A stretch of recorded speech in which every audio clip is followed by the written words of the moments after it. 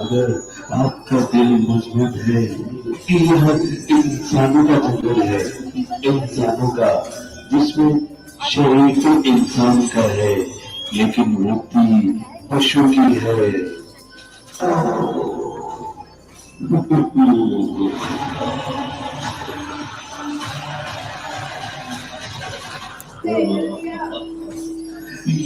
ये विचित्र जंगल है।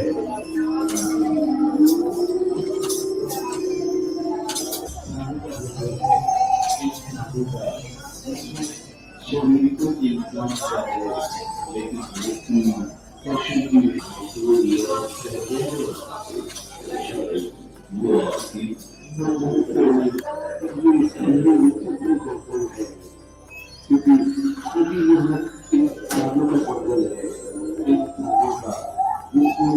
शरीर तो इंसान का है लेकिन मुक्ति पशु की है।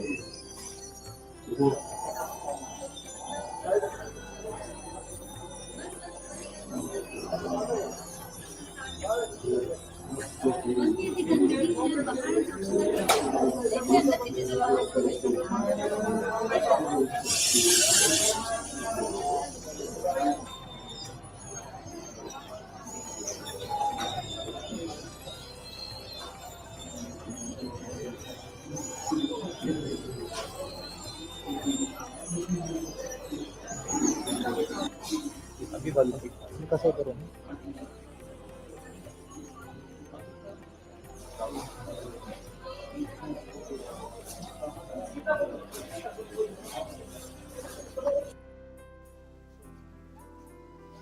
महाकुंभ में ब्रह्म कुमारीज ने एक बड़ा जिसे हम कह सकते हैं कि स्वर्णिम भारत की ओर जो उनका थीम है उसे लेकर झांकी बनाई है।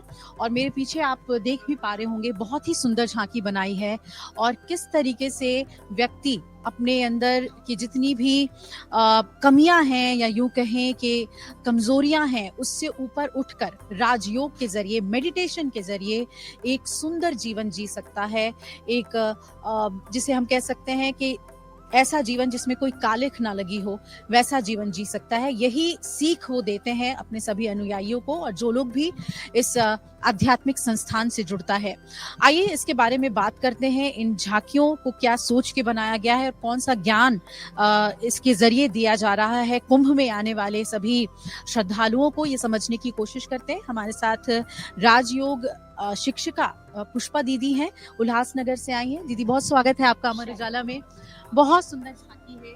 पहले तो घुसते के साथ आपको ये समझ में आता है कि हम तो ऐसा ही जीवन जी रहे हैं जिसमें बहुत कष्ट है और उलझे हुए हैं हम, और धीरे धीरे फिर हम ऐसे देवताओं के बीच आते हैं। क्या ये संभव है असली जिंदगी में? क्या सोचकर ये थीम आप लोगों ने झांकी की बनाई? वास्तव में तो हमारे जो असली जीवन है, जो आजकल सनातन धर्म की बात चल रही है, भारतीय संस्कृति और सभ्यता है ही दैवी सभ्यता। जैसे जैसे हम मनुष्य सृष्टि के अंदर अपना पाठ बजाते आए तो अज्ञानता में हम उस सभ्यता और संस्कृति को कहीं पीछे छोड़ते हुए आए और धीरे धीरे जो आज हमने यहाँ पर एक पशुवृत्ति दिखाई है, वास्तव में पशुवृत्ति माना दानवपना। रूप तो मानव का है परंतु मानव अपनी मानवता भूल चुका है, अपना देवत्व भूल चुका है और टोटली उसका जो अंतर मन है वो पशु वृत्तियों से भर चुका है। तो हमने ये दिखाने का प्रयास किया है कि आज संसार में कलयुग के अंदर मनुष्य जो जीवन जी रहा है, दिखने में तो वो मनुष्य ही है परंतु जो उसकी चलन है, उसका चेहरा है, उसके जो कर्म है, उसकी जो सोच है, वो कहीं पशु से भी बहुत नीचे आ गई है। इस जागृति को दिलाने के लिए, यह एहसास दिलाने के लिए हमने चलचित्रों के द्वारा इसे दर्शाया है। इतना ही नहीं, सिर्फ हमने कमियां नहीं बताई है परंतु कमियों को निकालने का रास्ता भी बताया है। डॉक्टर सिर्फ बीमारी ही बतावे तो उससे बीमारी ठीक नहीं होती, बीमारी का इलाज भी बताया गया है। जो आपने देखा होगा कि कैसे हम अपनी पशु वृत्तियों को, हम अपनी दानव वृत्तियों को, नकारात्मकता को हम मेडिटेशन के द्वारा, समझ के द्वारा, नॉलेज के द्वारा एक परमात्मा के रचे हुए यज्ञ में स्वाहा करें। स्वाहा करना माना ऐसे तिल जो डीप की तरह स्वाहा करना नहीं, स्वाहा करना माना अपने अंदर इस दृढ़ता को लाना है कि जब मैं ईश्वरीय संतान हूँ, ईश्वर मेरा पिता है और मैं देवकुल की आत्मा हूँ, तो मेरे अंदर ये दानवपना क्यों? जब ये जागृति हमारे अंदर आ जाती है तो हमारे अंदर एक रूहानी शक्ति का विकास होता है और उससे हम परमात्मा के रचे हुए यज्ञ में वो बुराइयों को स्वाहा करते हैं। और आप लोग जो हैं, जैसे यहाँ पर अखाड़े हैं, उनके हर किसी के इष्ट देव हैं और आप हमेशा परमपिता या परमात्मा कहते हैं, और इस बार आपने रामराज जो है वो दिखाया है कि हमें रामराज तक पहुंचना है उन सभी त्रुटियों को अपने अंदर से निकाल कर। तो ये भी हमें बताइए कि राजयोग के जरिए आप किस तरीके से मेडिटेशन सिखाते हैं? क्या सिर्फ अलग अलग, जैसे कुछ शैव परंपरा को मानते हैं, कुछ वैष्णव परंपरा को मानते हैं, लेकिन ब्रह्म कुमारीज का क्या ध्येय है, उनके इष्ट कौन है और परम पिता से क्या तात्पर्य है, क्या समझाते हैं आप अपने अनुयायी? वैसे तो हमने जो कहा कि राजयोग में हम निराकार परमात्मा शिव के साथ, सेल्फ को सुप्रीम के साथ हम कनेक्ट करते हैं। बाकी राम संप्रदाय या विष्णु संप्रदाय, हमने जो यहाँ पर राम राज्य दिखाया है, सतयुगी दुनिया दिखाई है, ये हमारा कल भारत था और कल फिर ऐसा भारत आने वाला है और इस भारत की स्थापना स्वयं निराकार परमात्मा शिव इस धरती पर अवितरित होके कर रहे हैं। तो कोई संप्रदाय की बात नहीं है, परंतु इस संस्कृति और सभ्यता का पुनः जन्म हो रहा है और राज्यों के द्वारा ही हो रहा है, क्योंकि राज्यों हमारे अंदर की सभी विकृतियों को और बुराइयों को समाप्त कर देता है और आत्मा के अंदर छिपी हुई दैवी संपदा को जागृत करता है। गीता में लिखा हुआ है कि हर आत्मा के अंदर दोनों संपत्तियां हैं, आसुरी भी दैवी भी। जो अपने को जब भूल जाते हैं तो वह आसुरी संपत्ति में आ जाते हैं और जब स्वधर्म को जान लेते हैं तो दैवी संपत्ति में आ जाते हैं। तो राजयोग के द्वारा हमें स्व जागृति आती है, सेल्फ अवेयरनेस आती है, जिससे हमारी अपनी आंतरिक शक्तियां जागृत होती है और हम अपने देवत्व को प्राप्त करते हैं। बहुत सुंदर। और ये झांकियां जो हैं वो आपके जो उद्देश्य है, लक्ष्य है, उसे यहाँ पर साफ तौर पे परिलक्षित करते हुए नजर आ रही है। और राजयोग के बारे में हम अभी और समझेंगे। हम अभी ब्रह्म कुमारी शिविर में रुके हुए हैं। आइए कुछ और जो यहाँ की जो साध्वी हैं हम उनसे बात करेंगे और राजयोग के बारे में भी जानेंगे। आगे बढ़ते हैं। कि आप लोग को किसानों को करना है, सशक्त बनाना है, उनको ऐसी खेती सिखानी है जिससे वो कम चीजों में ये सारा ये माइंड भी कल से मुझे लगता है कल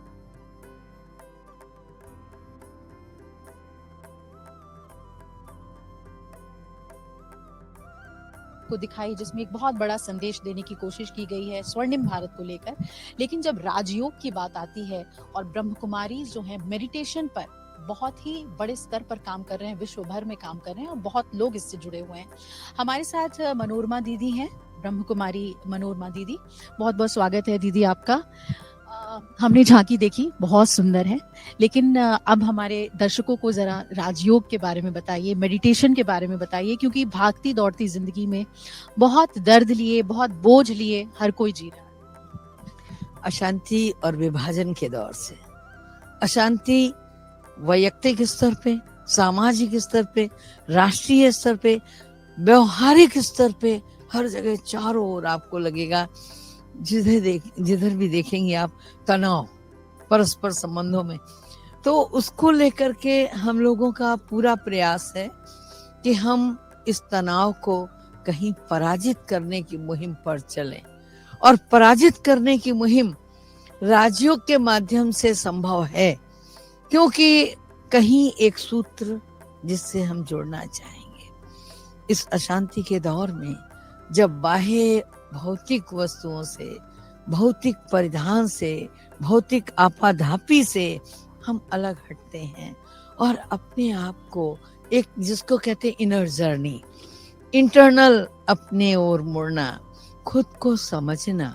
जब खुद को समझने की कोशिश करते हैं कि हम आत्मा हैं, चैतन्य शक्ति है और उस जगत नियंता की संतान है, तो वहां पर न कोई हिंदू रह जाता है, न कोई मुसलमान रह जाता है, न कोई सिख रह जाता है, न कोई ईसाई रह जाता है। हम सब उस सुप्रीम अथॉरिटी के बच्चे हैं और हमारे अंदर उस परमात्मा ने डिवाइन वर्च्यूज के नाम पर प्रेम, शांति, आनंद, कल्याण, जो उपकार का भाव, जो दया, जो करुणा दी है, हम उन गुणों को निखारें।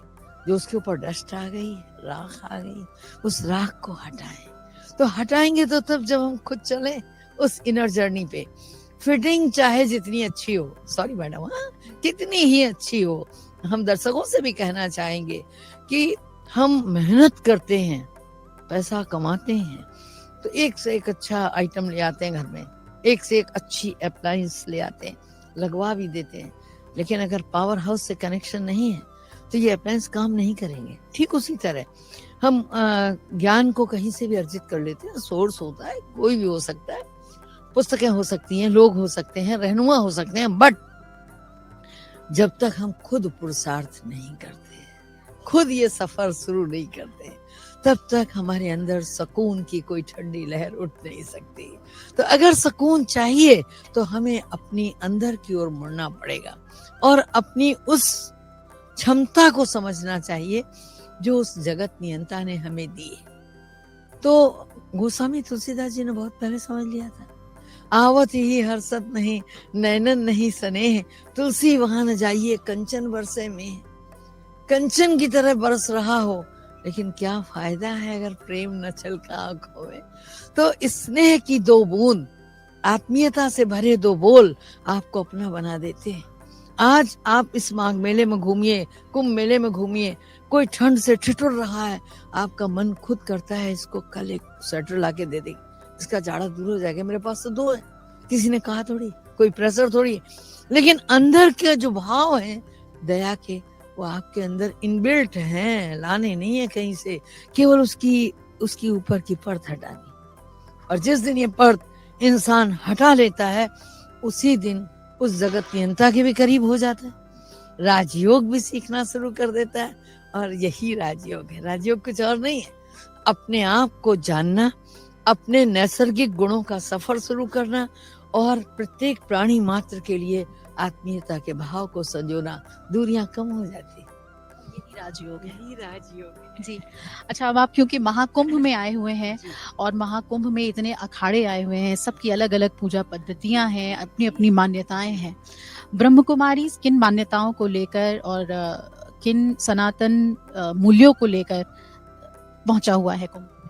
देखिए, ब्रह्मा कुमारी की बात अगर आप करते हैं तो ब्रह्मा कुमारी सर्वशक्तिवान भगवान शिव को आराधना का स्रोत मानता है और शक्तियों को गेन करने के लिए राजयोग में कहीं जहां जुड़ता है वो भगवान शिव है, नंबर 1।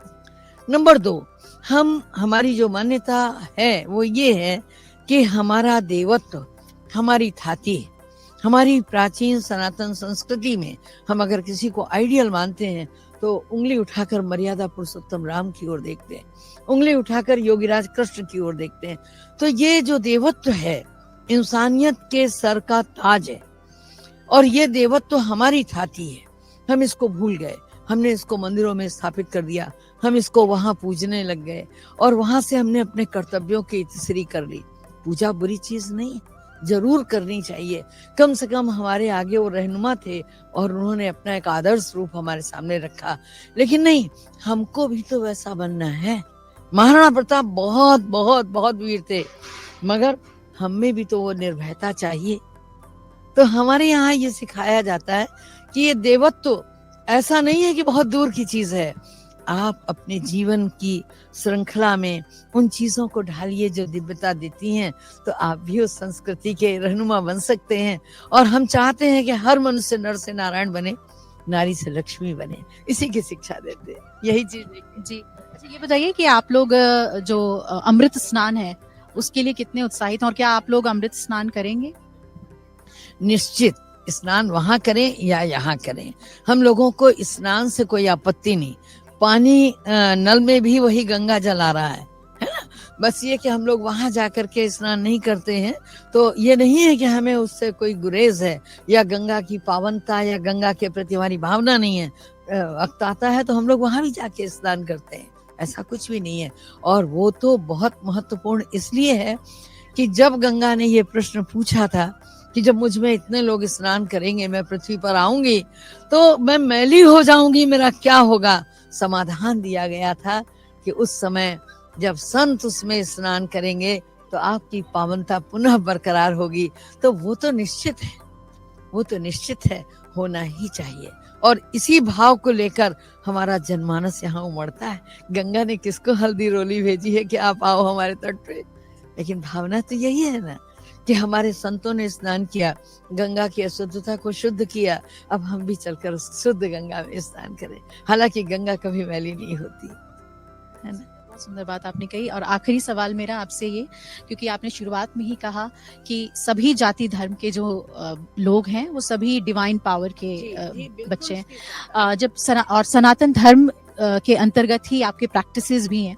तो मैं ये जानना चाहती हूँ कि यहाँ जब हम अखाड़ों के गुरुओं से मिल रहे हैं, साधु संतों से मिल रहे हैं, तो कई लोगों के बहुत ही जो स्ट्रॉन्ग फीलिंग्स भी हैं सनातन धर्म को लेकर कि परचम जो है वो लहराना चाहिए। आप किस तरीके से देखती हैं जो गैर हिंदू हैं, क्या उनके लिए भी ब्रह्म कुमारी इसके दरवाजे खुले हुए हैं? बिल्कुल।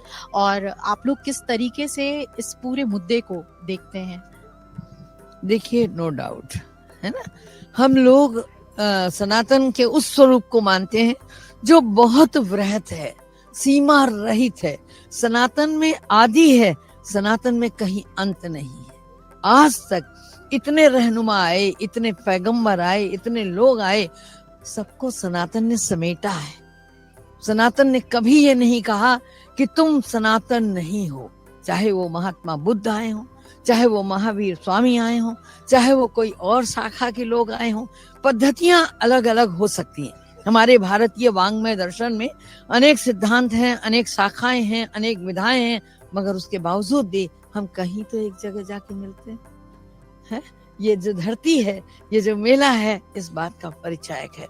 रही बात कि वो अलग अलग सेक्ट के हैं, हमारे यहाँ उसके भी दरवाजे खुले हुए हैं, क्योंकि हम बाहरी परिधान नहीं देखते, हम बाहरी परिवेश नहीं देखते, हम उसके अंतर की आत्मा को देखते हैं।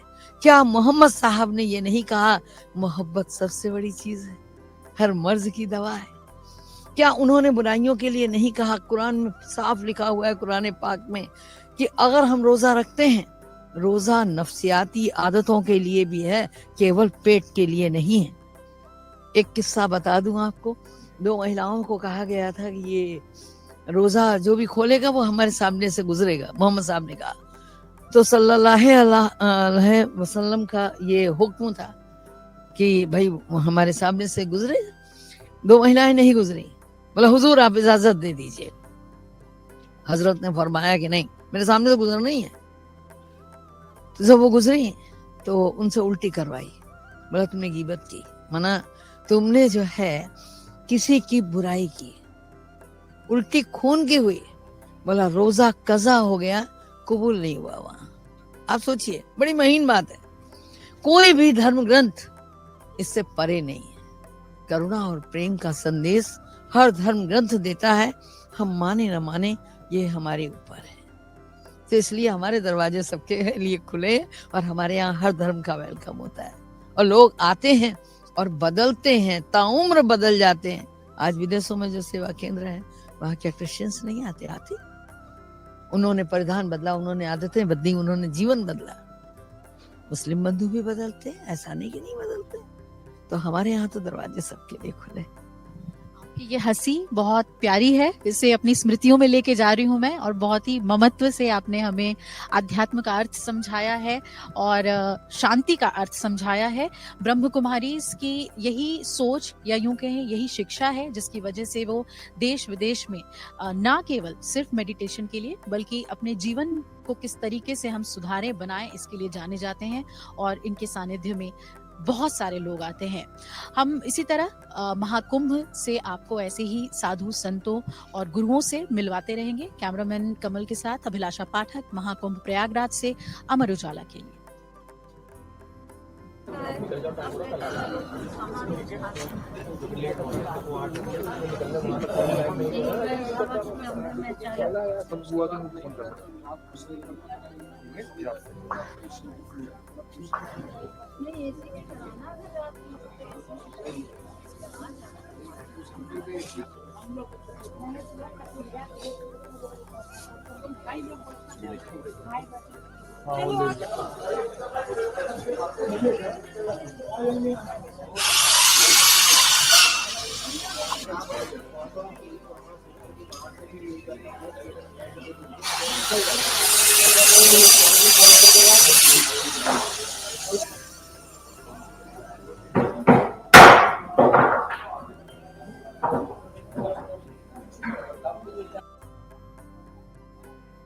प्रयागराज के महाकुंभ में इस बार ब्रह्म कुमारीज का भी शिविर लगा हुआ है, और ब्रह्म कुमारीज जाने जाते हैं अपने राजयोग यानी कि मेडिटेशन के तरीके के लिए, लेकिन इस बार उन्होंने स्वर्णिम भारत को लेकर झांकी बनाई है और अध्यात्म को झांकी के जरिए समझाने की कोशिश की है।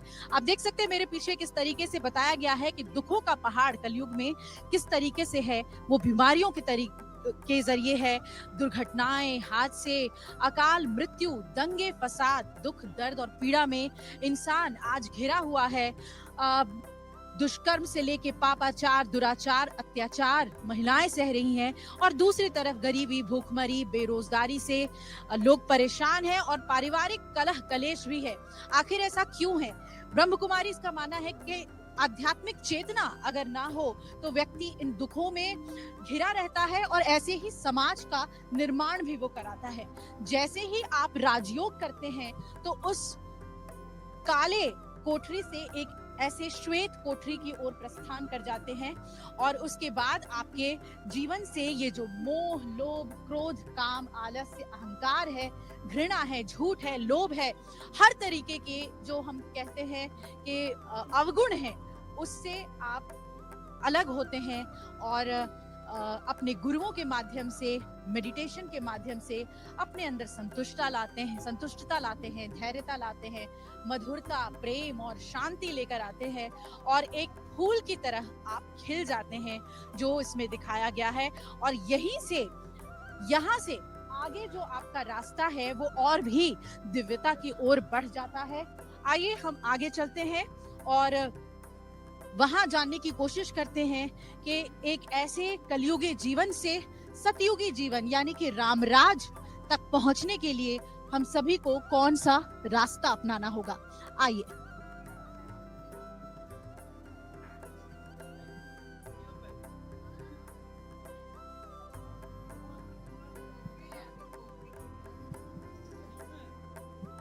और ये अब एक सतयुगी स्वर्णिम संसार झांकियों में दर्शाया गया है।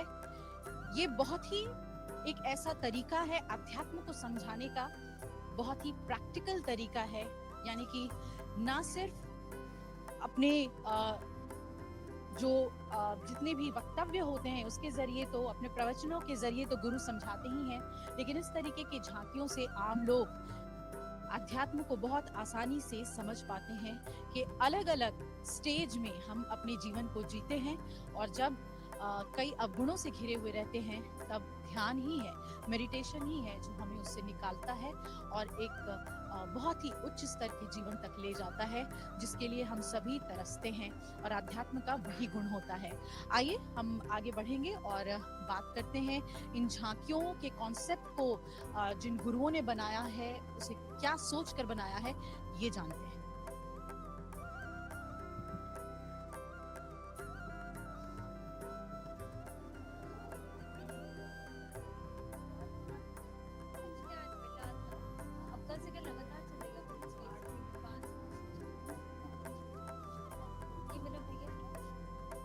नमस्ते नमस्कार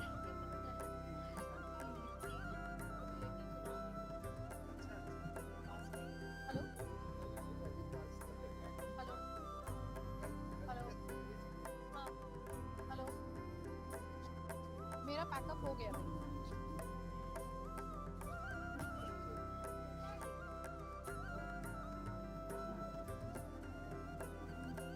आप कुछ थोड़ा सा प्रसाद दे दो हाँ ज्यादा खाना ये उसमें नहीं